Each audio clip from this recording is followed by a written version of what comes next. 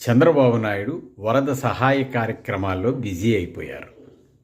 ప్రజలతో మమేకం అయిపోతున్నారు. అధికారులను పరిగెట్టిస్తున్నారు. ఈ క్రమంలో పవన్ కళ్యాణ్ 6 కోట్ల రూపాయలు సహాయ నిధికి ప్రకటించారు.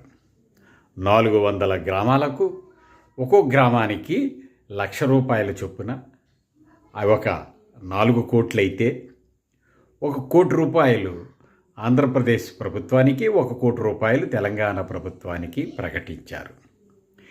ఈ విషయంలో చంద్రబాబు స్పందిస్తూ పవన్ కళ్యాణ్ చేసినటువంటి దాతృత్వానికి, అతను ప్రకటించిన ధనానికి ఒక కితాబునిచ్చారు.